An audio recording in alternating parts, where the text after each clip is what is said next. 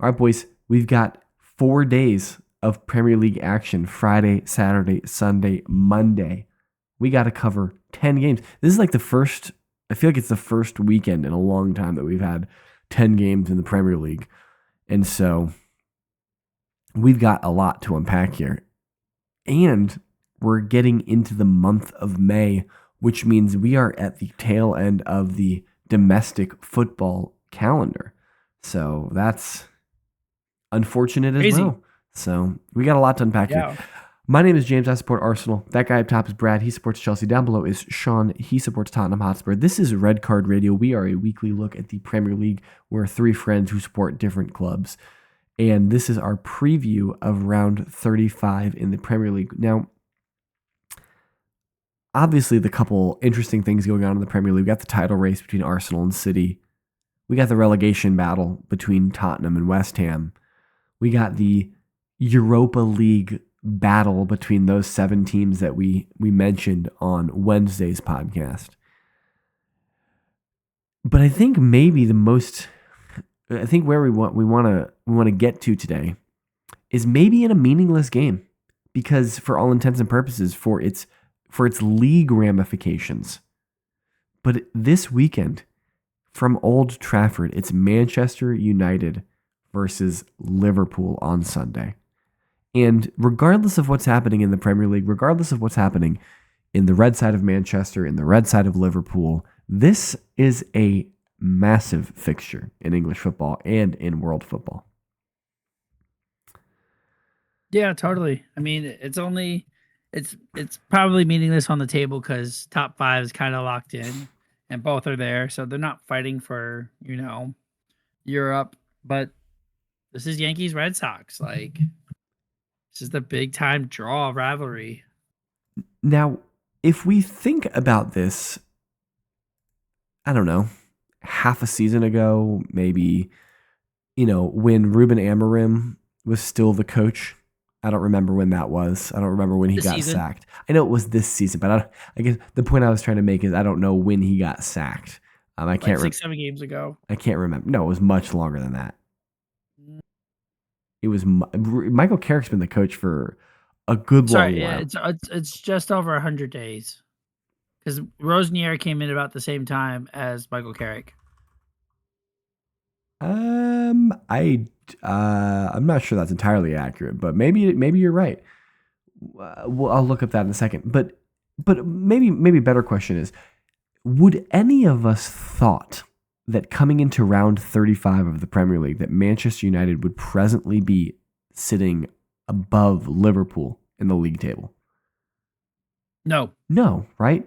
No one who watches any English football would have thought that. And on top of that, anybody who watched the first half of this season probably wouldn't have thought that, because United were pretty dreadful in the first half of the season. They've had a tremendous turnaround under Michael Carrick. And now United sit in sole possession of third. I think they've guaranteed their Champions League position for next season. And I think, you ask anyone, United's having a great season. Yeah, definitely. Overachieving probably too. Rosenier and Michael Carrick have managed the same amount of matches of 13 this year in the Premier League. Well, all right then. I think. So, boom. I think it speaks to, now 61 points is great. They're sitting on 61. They're ahead of Liverpool. I think it speaks to how congested 3 through 18 are. Like, really, like think about it. So at the tail end of Wednesday's podcast, you said if we win, or maybe it was in the middle, you said that if Tottenham win all of their games, that's 12 points. They'll be out of relegation. Yeah. If we win all of the games left, we'll be on 46 points. That is 4 points off of 6th. Right now. Yeah. Right now. But yes, but like, think about that. Yeah. Like, how congested that is. Yeah. And granted, Brighton will have played 4 more games also, but like, just think about how congested that is. Yeah. When you think about it in those terms, it's really not that far, which is why I had hope as far as I did for the rest of this, for as much of the season as I did, is I looked at the table and said, we're not that far from true. top half. It's really not. For the longest time there, it was like Tottenham was just like, oh, it's just like, 2 games, like 6 points, and you're back talking about Europa League, and then it was 9 points, and then it was like, okay, well, now it's only 6 points to relegation, and 61's great, and then there's 58, and then there's a big drop off to 6th. Yeah. But then it goes 50, 49, 48, 48, 48, 47, 46, 43. Now you're down to 13th place. Yep. Yeah. Separated by 7 points. Yeah, that's the point I think we were making at the tail end of Wednesday's episode about this, is that like there's this whole midfield battle going on. We're big Formula One fans, and we love to talk about the midfield battle. There is a tremendous midfield battle going on in the Premier League this season. That's largely flown under the radar, mostly because I think we are probably biased in a sense because we support top 6. Big for 6. Yourself. Yeah. But we're top 6, big 6. Yeah, big 6. We're biased because we support big 6 clubs, and so we tend to focus on what we watch every weekend, and we don't have infinite time, so we can't watch as much football as any of us would like to watch, and so we're not always cognizant maybe of the midfield battle that's going on because it generally doesn't affect us. Now, it's affecting one of us this season. And so maybe we should have talked about it more. And in the same way that the relegation battle has dominated a lot of red card radio this year because Tottenham's been down there, right? Like, that's one of our biases as a podcast in a sense, is that like we tend to focus on where our teams are around. Like, generally I don't like to I try to avoid talking about Arsenal every week, especially over the last 3 years, because they've been first for so many days over the last 3 years. We tend to only talk about Arsenal when they slip on a banana peel. Like that's like if you watch this podcast enough, you'll notice that.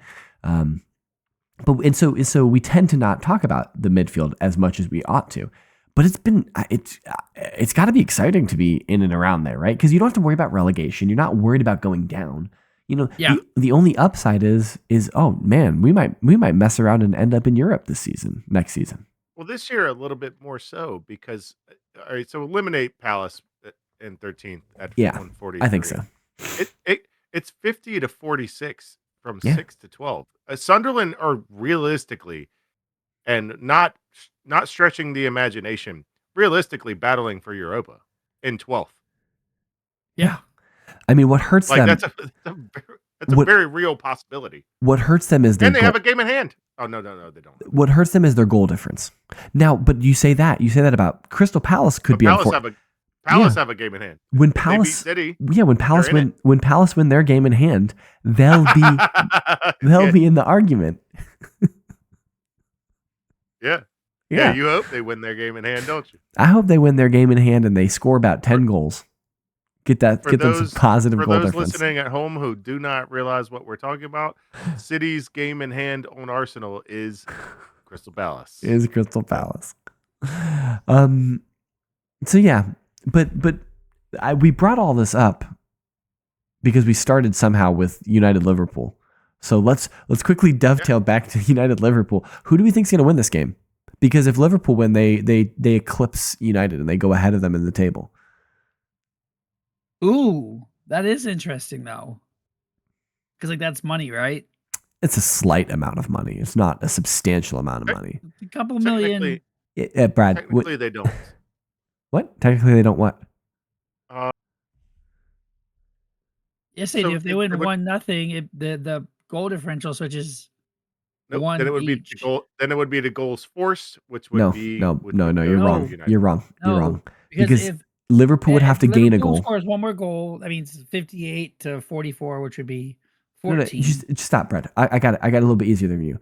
If Liverpool score a goal against United, you'd have to take one away from United and add one to Liverpool. Oh yes, you have to take one away from United. Yes, you do. Yeah. Yes. It would just flip flop. Yep. Yes. Exactly. Yes. Okay. Math is hard. Math is mathing is hard. Tell me you're a historian without telling me you're a historian. I don't know, because which Liverpool shows up? You know what? I want Liverpool to win. I want Arne Slot finish the season on a great winning streak. I caught a little bit of the PSG, Bayern. the PSG Bayern game. Yeah. And there was a midfield, as Harry Kane does. He drops back into the midfield and then plays it up to attacker. That like the reason Son has as many goals as he does is because that's what Harry Kane would do. And he drops on a dime Luis Diaz. Edwin Diaz is a closer in the MLB. Yeah. I don't know why that came out. Luis Diaz drops it on his foot. Luis Diaz outside the foot, cuts it back inside the defender, bangs home a goal. Fantastic from the pass, from the moment it left Harry Kane's foot to everything Luis Diaz did. Incredible goal. Like Liverpool missed out on just letting Luis Diaz go and just shipping him away, because for what? He produces moments of brilliance. And maybe it's not frequent enough, but that was the posts I saw was complimenting Harry Kane's pass. And I came away thinking, holy crap, what Luis Diaz is doing to PSG that was more impressive than the pass. Yeah, I'm sure if we do some hindsight on that one, I think Liverpool will rue that transfer. I mean, they did get a lot of money for him, and Sure. with the spending that they made last season, they needed to have some high ticket, high value sales, and that's what they got with Diaz and Darwin Nunez. And so they kind of had to do it. Those were their valuable assets that they were willing to move on. And the idea of Gakpo isn't necessarily a huge drop off. It's the idea of Gakpo that's Correct. not a huge drop off. The idea, the theory of Gakpo, if you will. I want Liverpool to win. I want Arne Slot to be Liverpool's manager heading into next season. Gakpo in a vacuum. Yes, exactly. Gakpo in a simulator. Gives us a clear run at Xabi Alonso as our new manager. Is that who you want? Out of who's available, I think so. Simo Areola. They both have the same manager. I mean, the same agent. They both have the same agent, so. Oh, well, okay. If they have the same agent, then that means they're both viable options. I'm just saying, out of everybody that's available, because Glasner's probably going to United. James. Reska's going to City. It just means for Brad and Brad's little world that he lives, a Chelsea-centric world. It just means Xabi Alonso is going to be the head coach and Areola is going to be the bench coach. He's going to be his assistant. No, here's what it means: is we're going to go because Chelsea have that pull. You know what I mean? Like they have that pull that Areola would leave his seventh place team that's ahead of Chelsea currently in the table. He would leave that team to be an assistant manager at Chelsea. He would leave to be the head coach. He's already said he's leaving, but no, this was going to happen. Is we're going to court Xabi Alonso for the next 4 weeks, and then say, oh, he doesn't fit the project, and then the same thing's going to happen with Areola, and we're going to end up with Marco Silva as our head coach, the Fulham head coach, heading into next season. You know, I kind of wonder though, because assuming Bayern Munich don't win the Champions League, if you assume that Bayern Munich don't win the Champions League, then there's a world where Bayern Munich sack Vincent Kompany, even though he won the Bundesliga. I think there's a world because they wanted him. They wanted Xavi 2 years ago. They wanted him as their coach. Yeah. And Leverkusen. When he was at Leverkusen, and when Klopp left Liverpool, they were like, "Oh, will Xavi leave? Will he leave Leverkusen?" And he eventually said no and stayed an extra year and then joined Madrid.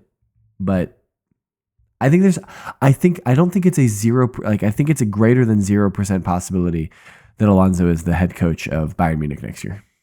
Sure. Did you hear who they want for Real Madrid's next manager? Specifically, who Fiorentino Perez wants. Yes. I did hear. Have you heard this news? I did, Sean? I've not. Former Tottenham manager. former Mauricio Manchester Pochettino. United manager, and the special one, Jose Mourinho. Jose Mourinho, going back for a second time to Real Madrid. Run it back. Well, I think that what they want is a coach that can manage Deal with the players. personality. Yeah, they want a big manager who's got a big personality. He's going to say, Well, Mbappe, track back. The problem is, if you're backing the players over the manager, then Jose Mourinho is not going to succeed any more than he did at Tottenham.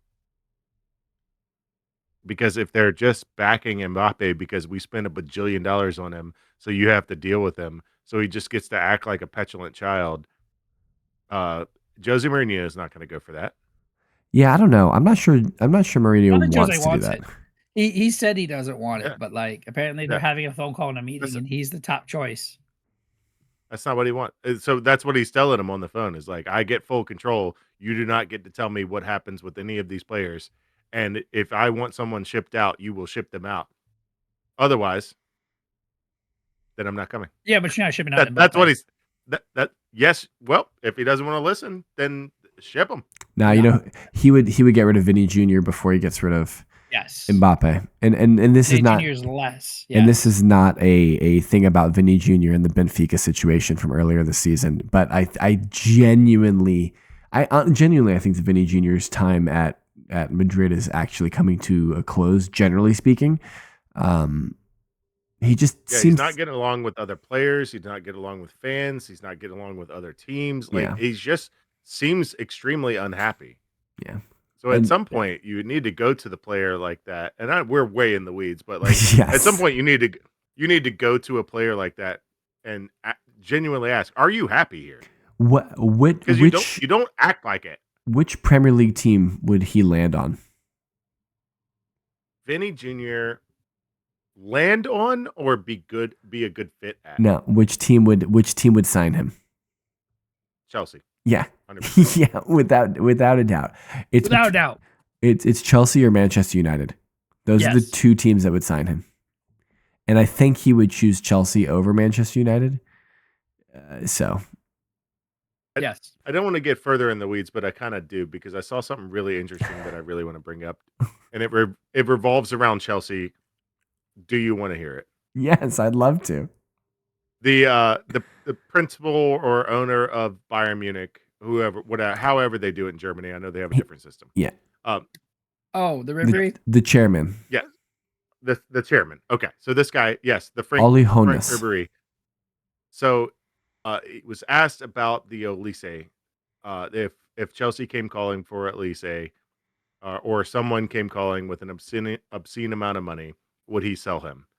And he recalled a story from back when Frank Ribery, Chelsea offered an amount of money that would have by a large margin, set a transfer record.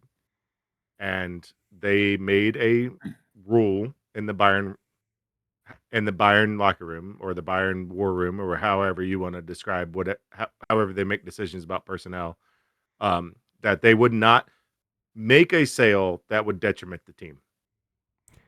After 3 days of debating if the money was right. Yes. Yeah. And they decided. Let's be clear. There was still a conversation. They decided that selling Ribery would hurt the team. And so the synopsis was that selling Olise would hurt the team. So they're not going. It does not matter what the offer is. They are not going to consider it. Yeah. Well, yeah, Bayern also can do that. That's also, yes, Bayern can do that, but also like Brighton can't do that. But right. that's why all of Brighton got bought by Chelsea. Yes, yes. But it is a unique way to think about teams and clubs, and I really thought that was something special. Well, to be fair, I think Bayern view themselves as correctly, whatever you're about to say. They view themselves as probably the second biggest club in the world. Their internal view of themselves that the only club that is bigger than they are, and it's not by much, is Real Madrid. Yeah. They view themselves as the only global equal to Real Madrid, I think. I don't think they're far off. I think they're I mean, It's an argument. Probably Barca. No, it's probably not Barca. Barca. No, it's I think the arguments that you're making would be United. I think Madrid. United are up there. I think Madrid, United. You could say Barca are in the top 5, probably. That's an interesting Bayern Munich question. are not far off. That's not far off. Though. No, it's not. They're not wrong. Yes, in assuming they're not wrong Yeah. in assuming that. Yeah, I agree with Just you. might not be right. They might not be right, but they're not wrong. Yeah, they're certainly in the It's not top like- 5 without a It's debate. not like Are they in the top 3? They're probably in the top 3. So yeah, they're not far off. it's not like Chelsea arguing that or something. I think it's going to end in a draw. I think United Liverpool is going to end in a draw. Yeah. It's going to I be a think Liverpool win. Liverpool wins. Liverpool All right. wins. Yeah. All right. Should What we, else- should what we else get we talking into the spiciest matches of the weekend? Please. We have who is going to end up in relegation? Can West Ham get some points from Brentford, No. or can Spurs do a miracle and take some points off of Villa? So No. So Brentford are not on a good run of form. They have 4 points out of their last 15 available, with 4 draws and 1 loss. Yeah, they are stretched. West Ham have, what is that? 8 points out of their last 15. So, I think Brentford are available, or they're ready for a dropping points Igor, against West Ham. I just had a insider conversation with Igor Thiago earlier. He is really eager to make up some ground on Erling Haaland to get this golden boot. He's really just trying to get to a point that he can get a transfer to PSG for a bajillion dollars. That's what's going to happen. Wow. Okay. Yeah. All right. Yeah. All right. Insider information. We're coming off the NFL draft. I just wanted to talk like one of those guys for just a second. Can I? And Is this one of those ones where I could like make a big bet and do some insider trading on that one, or I would advise you not to do that. as the one person of the podcast who abhors gambling in all forms? Yeah, I would advise you not to do that. I would advise And then- everyone not to do that as well. Sean, Yes. how Yes. many goals does Villa put past Spurs this weekend? I think this is not me putting this is score not on me it. putting a score on it. Yeah. But Yeah, I fair. think this has the feeling of a 3-2, like we lose 3-2. And it's something like a back and forth. It has the feeling of like a Spurs score, Villa score, Spurs score, Villa score late to win. It has the feeling of that. Ooh, I'm of down. just I'm down kind for of- a Tammy Abraham winner. Like A against little Sunderland. back and forth. A little back and forth and a late winner is what it feels like. Because that's how it's felt like all season. Is we're in the game. Oh no, the game's gone. Okay, yeah, there we go. Now, I think that Villa have had a pretty good record on the backside of Europa League matches this season, but I still think that this is Last year they did not. Last year they did not, but So I think that's a change. I think this year they've improved. But I don't know, Villa, I think that they potentially drop points here. I think there's a world where Liverpool I think there's a world, not Liverpool. I think there's a world where Spurs win this game. There is. There is. It's just. There is. It's just not this one.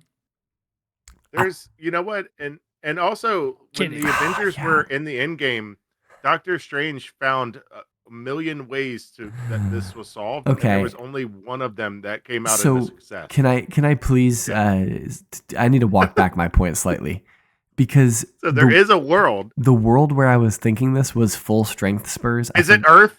No, I forgot. Is it Earth? I forgot that you guys lost another 3 players last week. Yeah. So Yeah.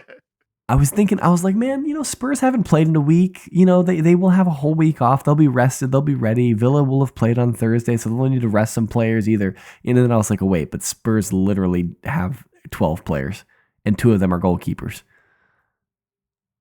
Yeah. Yeah. The only place we have depth is midfield. We have like 5 midfielders, and that's depth. Yeah, but who are they? That's the problem. So Bentancur, Basuma. So starting off real great. Paulinho, Bergvall, and Archie Gray. Brother, you just named 3 defensive midfielders. Yes. And Really Bergvall. 4. And Really Bergvall. 4. Bentancur is actually they're all 5 defensive midfielders. Well, Basuma, Wait, you still have Gallagher? Oh, Conor Gallagher. Oh, but we do have Gallagher. Don't Gallagher's on my boy. Gallagher's play. Congratulations, Gallagher. You're playing the 10. So oh. All right. Yeah, Gallagher's playing in 10.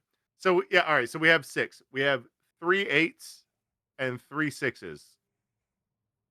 We have Bentancur, Basuma, Paulinho. or no, Bentancur, Bergvall, and Gallagher, and then we have Paulinho, Gray, and Bergvall.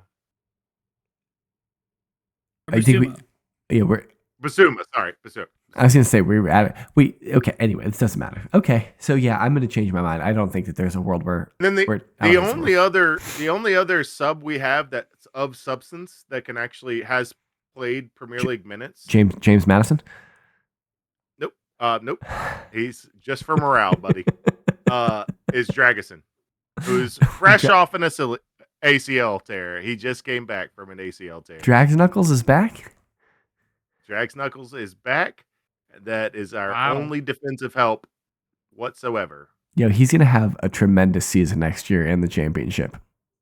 Great championship defender. He's gonna ask to go back and play in the Romanian. There's no way, unless we keep its wages the same. Oh man, yeah. I forgot that you have 3 players on your team, so yeah. Yeah, that's a good one. And a backup goalkeeper. And the thing about it is, I think who is a moron. West Ham might be in a little bit of form right now. They're feeling good about themselves. They might just they could mess around and beat. Now, if West Ham beat Brentford and Spurs lose to Villa, draw. That just might be it. That might be it. It will only be 5 points, but the emotions of it. No. I need y'all to match these results here. This is not the time for Spurs to be down. Settle down, Brad. I need results to match. Settle down, Brad. We got a couple more weeks. I got a couple more weeks. I gotta find some hope in you, Sean. There's no hope. Hope. This is not the title of the first episode 4 of Star Wars. The first one. This is not. There's no new hope. Episode 4. Oh, there has to be some new hope till 37. Well, Brad, we have a little bit more time here. The thing about it is, okay, so you want I'm with you. Yeah. All right. I know. Let us know what you guys are going to be watching this weekend. Now, let's talk quickly about picks from last week. So we did make picks, and so we need to reconcile those for you, our loyal listeners. It was again only 7 picks. So honestly, I think we all had really good, successful picks this week. We had 3 people on 4. Myself, Joel, and Jimmy all got 4 correct. Brad and Sean had 3 correct, which, overall, we're averaging right at 50% there as a group. Now, if we look at the total here, I'm still in first. I've got a 3-point lead over Jimmy. I don't know how I still have a 3-point lead over Jimmy, but I have a 3-point lead over Jimmy. Next comes Joel, 2 points behind Jimmy. Brad follows a point behind Joel. And Sean, you've dropped off a bit. So now you're another point behind Brad. You were sniffing around there for a little bit there, Sean. Was. Yeah. Just like Spurs. So just keep fading down. Yep. That's it. So, but if you're interested in what we're talking about there, every week we make picks about the results of all the matches. We do that in our Discord community. You can join via the link in the description of the video or the podcast. Hit us up on social media, join the Discord, chat with us there. That guy up top is at KSBradG. Down below is at Whiteheart_Sean. I am at James Tiffany. Collectively, we can be reached at Redcard_Radio. Enjoy the football this weekend. We will be back next week to break it all down for you. And I hope you join us. Until then, have a good one, and we will speak with you soon.